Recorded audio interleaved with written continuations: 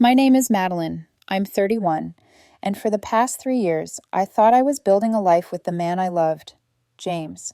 He was smart, charming, ambitious. At least that's how he appeared on the surface.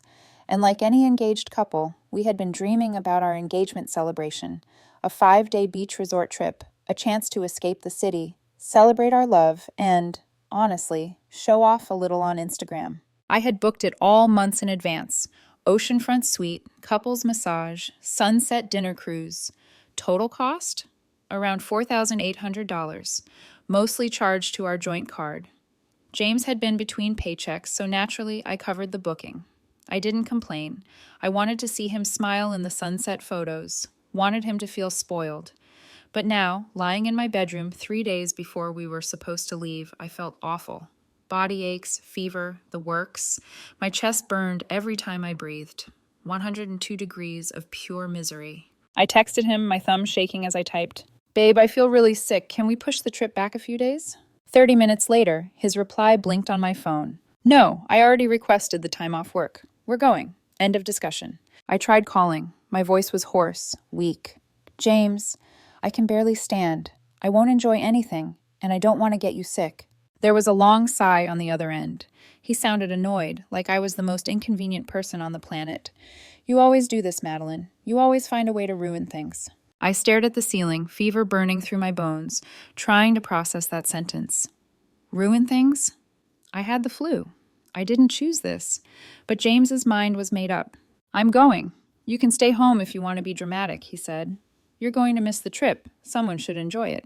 My internal monologue was screaming. A cold? 102-degree fever is a cold now? But I stayed quiet. I nodded at my reflection in the mirror as if he could see my thoughts. "Fine. Go. Enjoy your perfect vacation." And then he added something that made my chest tighten in a way I hadn't felt before. "Actually, it's probably better this way. You look terrible right now. You'd ruin all the photos anyway. Stay home, rest up. I'll bring you a souvenir or something." A souvenir, as if my suffering was a side note to his perfect Instagram aesthetic. I closed my eyes and whispered to myself, "You're unbelievable." That night, James packed his bags and left, staying at his mom's house so he wouldn't catch whatever I had before the flight the next morning. I lay in bed, fever burning, staring at the ceiling, thinking about the wedding, costing $35,000, with me paying for most of it. Thinking about all the little ways I'd accommodated him, adding him as an authorized user on my card 6 months ago, even though he wasn't technically in a position to spend. Thinking about the beach resort, which he was about to enjoy while I shivered alone, trapped in my apartment, feeling invisible. And that's when the first spark of clarity hit me. I wasn't going to lie there and just suffer while he strutted around a resort I paid for. No, not this time. At 2 a.m., fever burning, but mind sharp, I made my decision.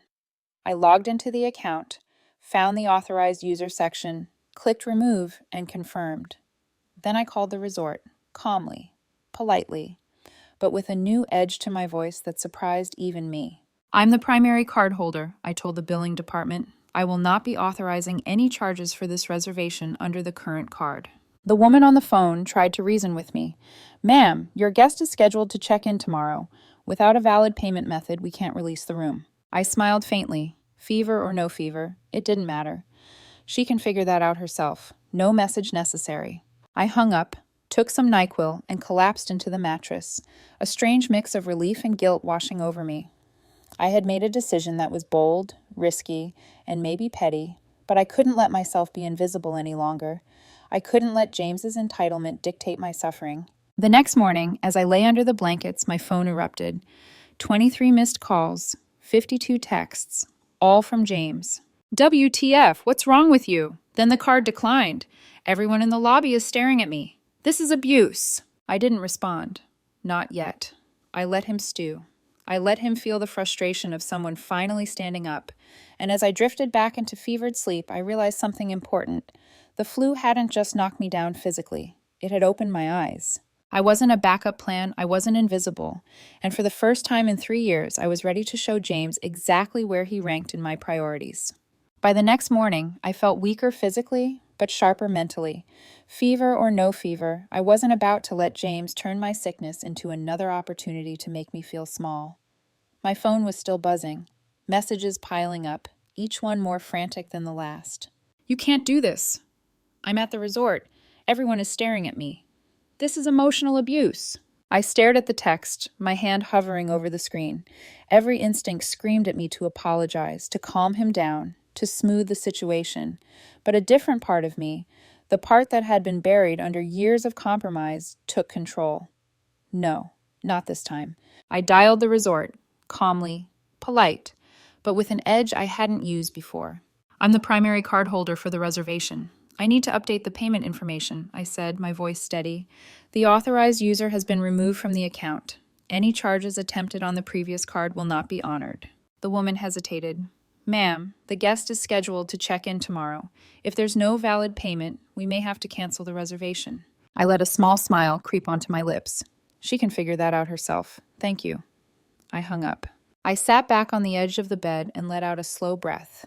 It wasn't just about the money. It was about finally asserting myself, about finally refusing to be a ghost in my own life while James strutted around, blissfully unaware of the pain he caused. Hours later, my phone exploded with more messages and calls. The tone had shifted. It wasn't just frustration now. It was panic. "Madeline, I can't check in. What did you do? Everyone in the lobby is staring at me. This is ridiculous. You're insane." I didn't respond immediately. Instead, I let myself feel the anger rise, the accumulation of all the little indignities over the past 3 years, the subtle dismissals, the jokes about my overreactions, the countless times I had been the one to compromise, the years I had spent quietly shouldering most of the financial burden for the wedding, the times I had let things slide for the sake of harmony. And now, feverish and exhausted, I realized something crucial. I deserved to be seen, and I was finally going to make sure I was. When I did reply, it was short, controlled. "You said I'd ruin the photos. I didn't want to do that. Enjoy your trip." I put the phone down and leaned against the headboard, relief mixed with a strange thrill. I had done it. I had drawn a line. The hours passed, and James's calls turned to voicemail. Each message was a mixture of rage, panic, and pleading. "You humiliated me in front of the resort staff. I had to call my mom to cover the deposit. You're cruel, controlling, and selfish." I listened to one message in its entirety, closed my eyes, and let it wash over me. And then I thought, all of this, the rage, the accusations, the panic, was about control. Not love, not care. Control. By the time I drifted off again, I felt a curious sense of clarity. For the first time, I wasn't shrinking to accommodate James. I wasn't the accommodating silent partner, bending to his will while ignoring my own needs. I was taking action. Later that night, I reflected on the small but powerful victories. I had removed him from my financial accounts, shifted the responsibility for the resort, and faced his storm of texts and calls without flinching. In the past, I might have crumbled, apologized, explained, begged for peace. But this time, I felt something new. Strength, autonomy, resolve. And yet, even with this clarity, a quiet worry lingered. James was unpredictable when cornered, and now he was cornered. How far would he go to reclaim control? Would he escalate?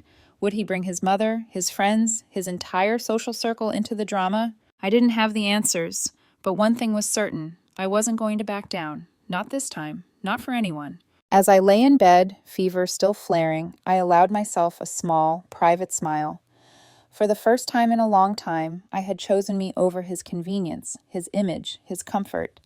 And though it was just the beginning, I sensed that this small act of defiance would set off a chain reaction that neither of us could have predicted. Because sometimes the smallest acts of courage, making a decision, asserting boundaries, refusing to be invisible, can ignite the most dramatic change, and I was ready to see exactly how far this fire would burn. It was 2 days after the resort fiasco when James returned. I had spent the last 48 hours recovering from the flu, my fever finally subsiding, and my mind clearer than it had been in years. I felt strong, calm, resolved, but I also knew the storm was coming. I was on the couch when I heard the scratching at the door, the sound of the key in the lock, then silence, then frantic fumbling. "Why won't my key work?" I stood slowly, letting the fever fatigue linger in my bones. The door clicked open, and there he was, James, tanned from the sun, suitcase in hand, designer beach bag slung over one shoulder, and that expression, the one that used to melt me, twisted into disbelief, then anger, then confusion. What did you do? He asked, voice tight, eyes darting to the neatly stacked boxes lined along the hallway. I gestured calmly. I packed your things, everything, neatly, nothing damaged. He blinked, then laughed, a nervous, incredulous laugh. You packed my things? You're serious? I am, I said, my voice level, controlled. You told me I'd ruin the photos. You told me my sickness was inconvenient. You left me alone while you enjoyed a trip I paid for, so I acted. Boundaries, James. They exist. His face shifted through 6 different emotions: rage, disbelief, panic, before landing on raw fury. A guest? He spat. I'm your fiancé. Yes, I said softly, almost pityingly. You were my fiancé, but that doesn't make you entitled. Your name isn't on the lease. You've been living here for 2 years as a guest, not a partner. The silence that followed was deafening. I could see the disbelief, the shock, and maybe the first flicker of understanding in his eyes. But pride is a stubborn thing, and James wasn't done. You can't do this. You're overreacting. I don't even... I cut him off, calm but unwavering. 3 years, James. 3 years of micro-dismisses, jokes that made me feel small, subtle gaslighting. The constant assumption that I would always bend, always forgive, always accommodate. I have had enough, and your vacation was the last straw. His eyes widened. Your vacation? I shook my head, letting the fury settle into calm logic. Not mine. Our vacation, which I paid for, which you treated as if I were invisible, which you prioritized over my health, over my comfort, over me. And yes, the flu made the situation painfully clear. You don't respect me. Not fully, not in ways that matter. He tried to step closer, voice rising. You're being dramatic. You can't throw me out. I'm not throwing you out, I said evenly. I'm asking you to respect the boundaries I've set. You have until 5 p.m. tomorrow to arrange pickup of your belongings. After that, the building storage handles it. I have made this clear, nothing else. I watched his jaw tighten, his fists clench. I could see the rationalizations forming in his head, the excuses, the attempts to shift blame. And then, as if on cue, his mother's voice came on the phone. I know what you're doing, she barked.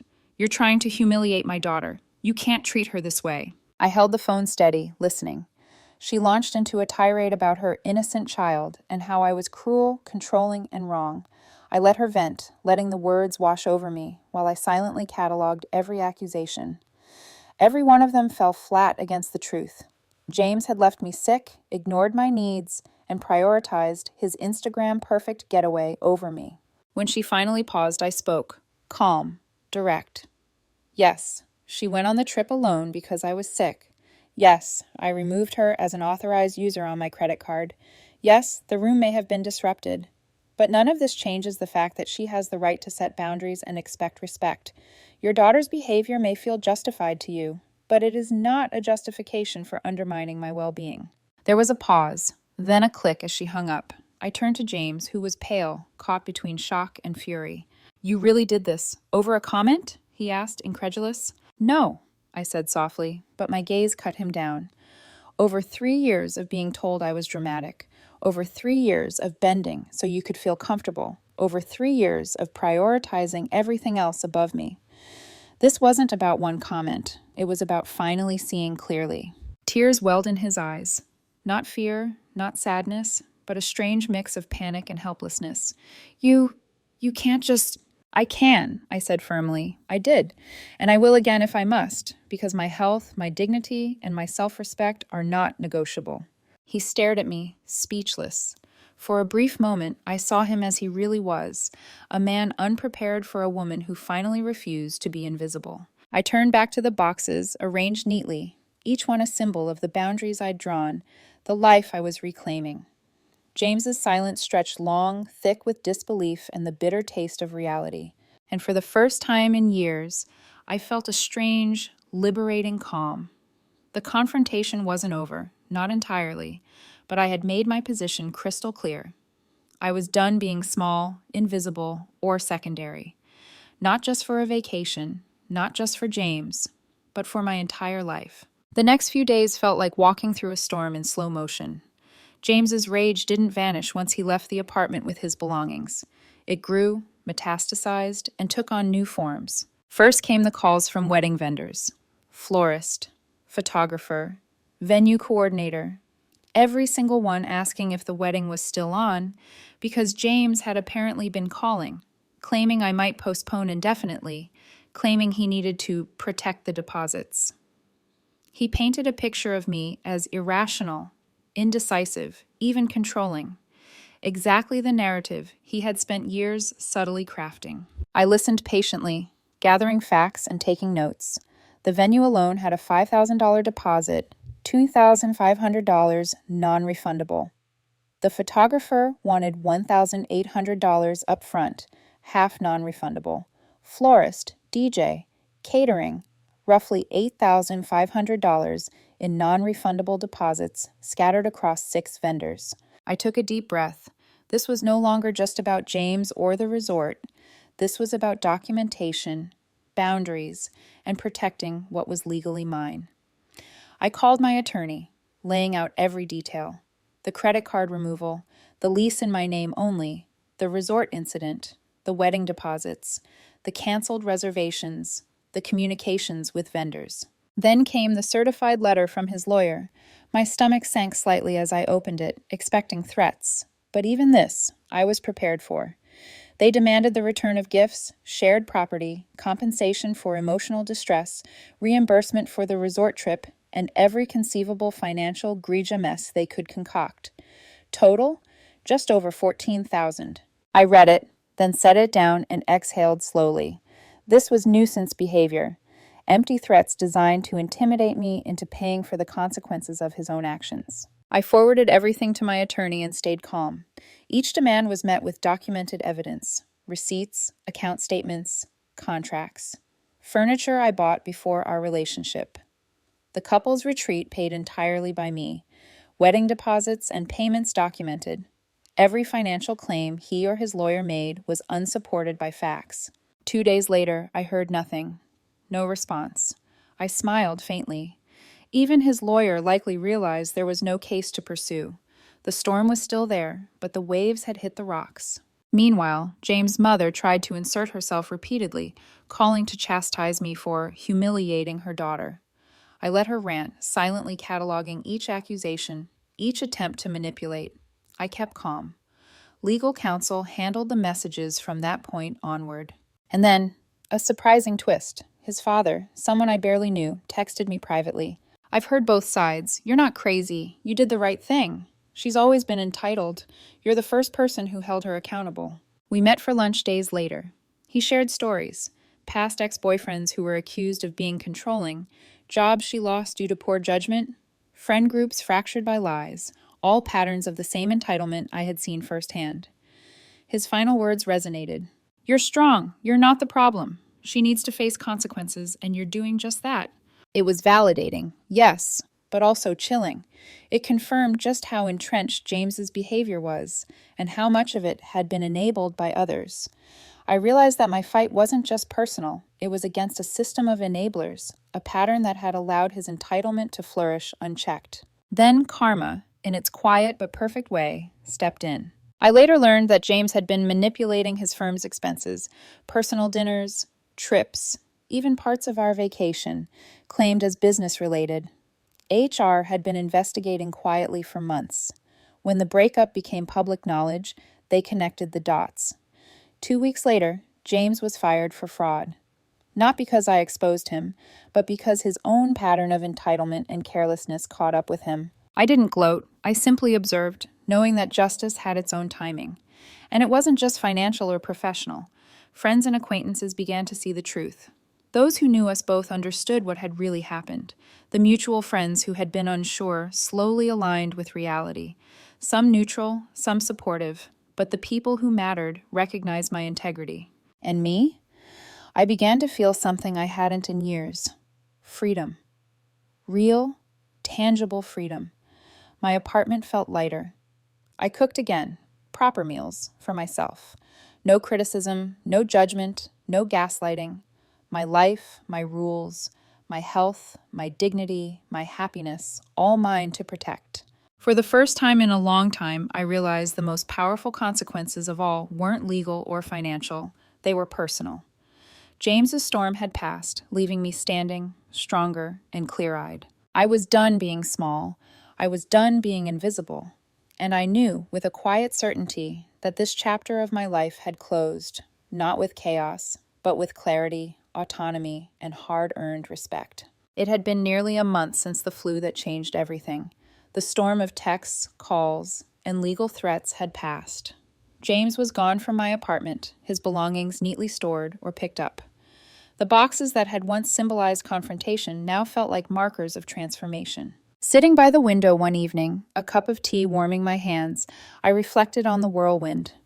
The resort incident, the confrontation at home, the legal and financial fallout, it all felt like a test, one I hadn't asked for, but one I had survived. And I had survived stronger than ever. The emails from vendors had dwindled. The legal threats from James's lawyer were silent. Even his parents had stopped calling, their attempts to control or influence me fading into quiet acknowledgement. For the first time, I felt unshakable in my own space, my own life. I thought about James, not with anger, but with clarity. The patterns were obvious now: entitlement, manipulation, avoidance of responsibility, and a profound misunderstanding of partnership. I no longer felt trapped by his image, his expectations, or his anger. I could see him clearly, not as a man I loved, but as someone who had never truly been capable of valuing me as an equal. And there was something liberating about that. I had begun to cook again, not just reheating meals, but creating dishes that reflected my tastes and moods. That night, I prepared a risotto that would have made even a professional chef proud. I ate it alone, savoring the flavors, the silence, the freedom. No critique, no judgment, no expectations, just me and the life I had reclaimed. Messages from friends arrived intermittently, some supportive, some curious. Most had watched the drama unfold from a distance, unsure of how it would end. But when they heard the truth, those who mattered most, friends who had truly known me, stood by me. The ones who had been more loyal to James than to our friendship drifted away quietly. I didn't mind. Life had a way of trimming what no longer served you. The final closure came in small, unexpected ways. I learned that James had been terminated from his job for financial misconduct, fraudulent expenses that had been piling up unnoticed. I didn't celebrate. I simply acknowledged that patterns have consequences, and sometimes justice unfolds without intervention. Then came the quiet, the calm, the realization that I had weathered something far bigger than a single vacation or a failed engagement. I had confronted 3 years of subtle diminishment, of being unseen, unheard, undervalued, and I had won not by vengeance, but by truth, boundaries, and courage. In the evenings, I would sit with a journal, writing out reflections, noting small victories, observing my own growth. I had learned lessons about strength, about trust, about self-respect, about when to hold firm and when to let go. Most importantly, I had learned that no relationship, no matter how long, no matter how sweet it seemed at times, should ever demand that you surrender your dignity or ignore your needs. I kept a few small tokens from the engagement, nothing extravagant, nothing that tied me to James's memory, but reminders of clarity. A photograph of us together, taken on a happier day, now sat in a box of memories, a lesson in contrast, what love should feel like versus what it sometimes does in disguise. A text arrived from an old friend, simple and unassuming. Proud of you. You handled this with strength and grace. Anyone would be lucky to have someone like you in their corner. I smiled. That was the truth I wanted to hold on to. Not anger, not bitterness, not revenge, but strength, clarity, and the profound peace that comes from standing firmly in one's own life. That night, as I turned off the lights and settled under the covers, I felt it, a deep, resonant sense of completion. The storm had passed, the chaos had ended. What remained was me, whole, unapologetic, and finally free. And I knew, without doubt, that this chapter, as painful and turbulent as it had been, had prepared me for a life lived fully, with eyes open, heart strong, and boundaries unshakable. I was done with the past, done with being invisible, done with surrendering my life to anyone who could not see my value. And for the first time in a long time, I slept knowing that peace, clarity, and self-respect were my truest victories.